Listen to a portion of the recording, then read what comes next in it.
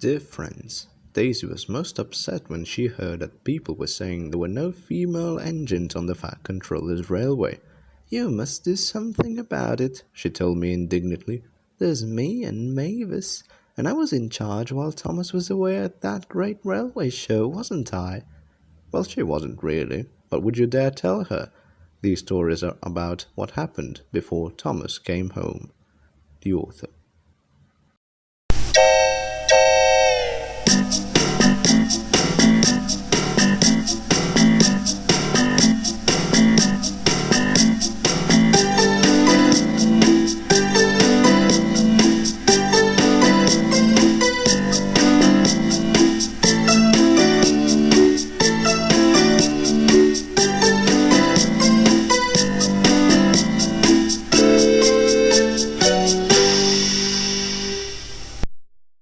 No problem. While Thomas was away at York, Percy looked after Annie and Clarabelle and took most of Thomas's trains. Daisy ran the fast one, which connected with Gordon's Express at the junction. This made her feel very important. "It shows how the Fat Controller depends on me," she told the others. Toby was in charge of the goods trains and ran down to the harbour. He enjoyed that. His stone trains were dealt with by Mavis, the diesel belonging to the quarry company. One day, snow on the other railway had delayed the train from London, so Gordon's Express was late too. While Daisy was waiting for him at the junction, the blizzard spread across Sodor. Huge white flakes whirled all round, and her driver was worried. Daisy wasn't. "What fun," she said to herself. "The other engines don't like snow, but I think it's pretty. And I've got the rails to guide me, so it won't give me any trouble." Her driver was not so confident. "Daisy hasn't got the weight that a steam engine has," the driver told the guard. "She can't push her way through, and we all know how Thomas got stuck, don't we?" "He's told us often enough," laughed the guard. At last Gordon arrived, complaining about engines who were frightened of a bit of snow. "It's no problem," boasted Daisy. "A few flimsy flakes can't stop me." "Quite right," approved Gordon. "Well done, but I'm late. I haven't time to gossip." He puffed importantly away. Daisy started confidently, but as they turned towards the valley, the sky darkened and then was completely blotted out by whirling snowflakes. "Ugh!" exclaimed Daisy as the wind blew them into her face. "I don't like this." "Neither do I," said her driver. "I can't see where we're going." They stopped at the next signal box, and Daisy's driver went to talk to the signalman. He came back looking glum. "There are deep drifts ahead, I'm afraid," he told the passengers. "We can't get through." "The signalman says Daisy must take you back to the last station," he went on. "We'll get you home from there somehow." "If we're lucky," the passengers said to themselves. They weren't. Before they had gone far, Daisy began to feel ill. She coughed, hiccuped, and stopped. "Help!" she wheezed. "I can't breathe properly." "The snow has blocked your air intake, I expect," said her driver. He cleared it, but it was soon clogged again. Daisy could go no further. She felt like bursting into tears. The driver got down again and trudged back to the signal box to telephone for help. Daisy felt more miserable every minute. Even her driver, when he came back, couldn't cheer her up. "They've promised to rescue us," he said, "but goodness knows how they'll do it." They waited and waited, but no help came. The snow drifted higher and was soon piled all round Daisy. Suddenly she heard a whirring noise from behind. "Oh no," she thought, "not another blizzard." Daisy was right. It wasn't another blizzard. It was Harold the helicopter. He dropped hot drinks for the passengers, and when they were feeling better, he lifted them one by one into himself with what Daisy could only describe as a sort of chair thing. The passengers went to the airfield, where they were looked after until they could reach home. Harold couldn't help Daisy. It was a cold, miserable week before Toby rescued her. She doesn't think snow is so pretty now. Washout. Near the end of Thomas's branch line there is a small station, and, close by, the railway crosses a stream on a short bridge. As the snow melted, the water in the stream rose higher and higher, rushing and swirling in its hurry to reach the river at the bottom of the valley. Each time he passed the place, Percy watched the water anxiously. "Don't worry," said his driver, "it's got to come a lot higher before it can stop us." Percy shivered. He could remember the time when he'd been stuck in a flood. He had got very cold and very wet. Next morning, Toby came up from the harbour. "No problem with the stream," he said cheerfully. "The water is much lower today." "That's good," said Percy. He set off happily with Annie and Clarabel, and when they stopped at the small station, Percy looked carefully at the stream. His driver went to look too. Toby was right. The water level was much lower. "All's well, Percy," said his driver. "Come on, we've got a timetable to keep." They hurried to the junction, where Henry was waiting for them. "When is Thomas coming back?" asked Henry. "If he does," he added, "I shouldn't be surprised if he decides to stay as a museum piece. He's old enough." He puffed away, chortling at his own wit. Annie and Clarabel were most upset. Percy had to spend so much time comforting them that he was late leaving with his next train. Percy had his tank refilled with water at the station by the river, and this made him later still. "Never mind," said his driver. "We don't need to stop at the station near the stream this trip, so there's nothing more to delay us." They reached the stream quickly, but as Percy ran onto the bridge, he felt it sink slightly under his wheels. There was an ominous creak. The bridge swayed. "Don't stop, Percy!" shouted his driver in alarm. "Keep moving!" Percy didn't mean to stop, and that was lucky. Clarabel was the rear coach. As she crossed the bridge, it wobbled again. When her back wheels left it, there was a sudden loud crash. The bridge vanished. 1 second it was there, the next it wasn't. It was safe to stop now. Percy's driver put on the brakes, and the fireman ran back to look. All he could see of the bridge was lying in the middle of the brown, rushing stream. Annie, Clarabel and Percy were badly shaken. The guard telephoned a warning, and then they all went quickly home. The fat controller closed the line while the bridge was mended. At first Toby and Percy enjoyed their rest, but they soon grew bored.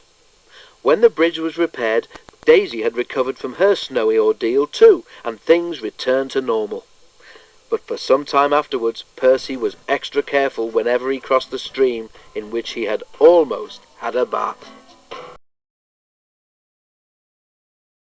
Toby's Megatrain. Toby was delighted to take Percy's stone trucks down to the harbour. He thought it a wonderful treat. Percy could not understand why. "It's only a harbour," he said. "Nothing special." "I like it," said Toby. "It reminds me of the old days. I worked at a harbour on the other railway. I told you, remember?" Because Toby had only a small water tank, he always had to refill it at the station by the river. "What if we run out of water halfway?" Toby wondered anxiously. "We shan't," said his driver confidently. "But what if the water column breaks down?" asked Toby. "Thomas warned me about the water from that river." His driver laughed. "Don't worry, Toby," he said. "We shan't take you fishing." The harbour was busy, and Toby worked hard. Not only did the stone trucks have to be taken down, but when they had been unloaded, they had to be sent back, often full of things brought in by the ships. One day, the stone trucks from the quarry didn't come. Toby waited in the yard. "It's not like Mavis to be late," he said to himself. "I hope she hasn't had an accident and met another lorry that forgot to look where it was going." At last the station master came over. "Mavis wasn't well this morning," he said. "She's better now, and she's on her way." And indeed, it was not long before, with a cheerful toot, Mavis rumbled into the yard. Toby wasted no time in setting off himself. At the harbour, Toby found so many trucks waiting to go back that there was hardly room for what he had brought. Phew, whistled the driver. 48 trucks, and not all empty either. Some Megatrain. 2 journeys, really, but we haven't time today. We could leave some and make 2 trips tomorrow. Can't we take them all now? Asked Toby. The guard scratched his head, and Toby's crew looked doubtful. We shall be all right, urged Toby, and so they agreed. But Toby had forgotten his small water tank. He had also forgotten that the journey was all uphill. He had to work hard and use so much steam that by the time they reached the station by the river, he had very little water left. His fireman put in the water pipe and turned the tap. Nothing happened. Oh dear, groaned Toby. Now what? You could make it on your own, said his driver, but not pulling this load. Then he winked at the fireman. Well, the driver went on, I do know somewhere. Is it far? Asked Toby. The driver laughed. Not really, he said, and went to see the signalman, who told him where to leave the trucks. Toby pushed them carefully into a siding. Then he was uncoupled, and they set off up the line. Where are we going to get water? He asked. You'll see, smiled his driver, and stopped Toby right in the middle of the river bridge. Now, said the driver, where's my bucket? Oh, protested Toby, you promised. His driver and fireman laughed heartily. We're only pulling your wheels, Toby, they said at last. We'll go to the top station for water, then come back for the trucks. When Toby told Percy what had happened, Percy wanted to help, but his driver reminded him that he had a train of his own to run in a few minutes. Don't worry, said Toby, I'll follow you down and have those trucks back up here in a jiffy. And he did too.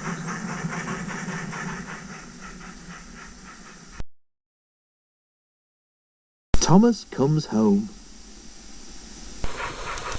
Workmen were mending the road near the level crossing. They sectioned off part of it with red and white cones, and a steamroller chuffed importantly. His name was George. He was a most unpleasant steamroller.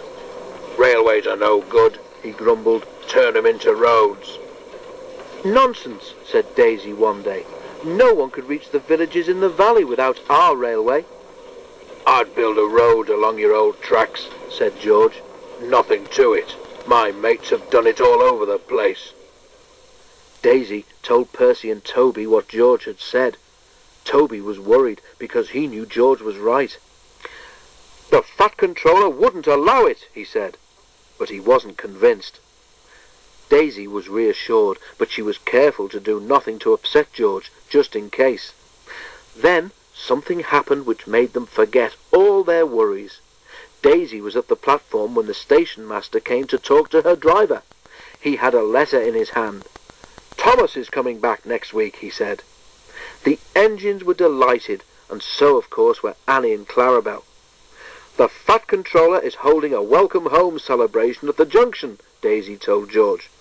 Lot of nonsense, he snorted. Makes no difference. Your railway will be a road before long. You'll see. At last, everything was ready. The engines and coaches were to go to the junction, and Daisy was to come last with a special train carrying the station masters, Mr. and Mrs. Kindly, and other important people. Daisy set off happily from the top station. She stopped at the station near the level crossing for her last passengers. There was no sign of George, but some red and white cones lay nearby. 2 of them were even inside the crossing gates. The guard blew his whistle. Tooted Daisy. Away we go! And she rattled towards the level crossing. As she did so, a gust of wind blew a cone towards her. It disappeared beneath Daisy's wheels. Ouch! She squealed and stopped. The guard removed the cone, which was now looking very battered. Grrr, groaned Daisy, trying to move. Help! I'm stuck. The driver got down to look. "That cone has damaged your brakes," he told her. "They've jammed hard on." "Oh no," wailed Daisy. "Now the passengers won't get to Thomas's welcome in time. Why can't that stupid George clear his rubbish up properly? I bet he did it on purpose." "Can't be helped, Daisy," said her driver. "We'll do what we can." A fitter came, and the three men worked hard while Daisy stood and fretted. "We're going to miss Thomas, I know we are," she fumed. But at last the job was done, and Daisy set off with a roar. As they came near the junction, Daisy could see a large crowd on the platform. Suddenly she heard a cheer. "Oh dear," she groaned, "we're too late." "No, we're not," said her driver. "Thomas isn't here yet. It's us they're cheering." Just then the signal arm dropped and a familiar whistle sounded in the distance. Thomas came into the station. He looked tired, but he was smiling broadly. He carried the plaque which the National Railway Museum had given him. "Welcome home, Thomas," said the Fat Controller. "We are all proud of you and delighted to see you safely back, especially Annie and Clarabelle." Everyone laughed, and the Fat Controller held up his hand. "Three cheers," he called, "for Thomas, our famous tank engine. Hip hip, hooray! Hip hip, hooray! Hip hip, hooray!"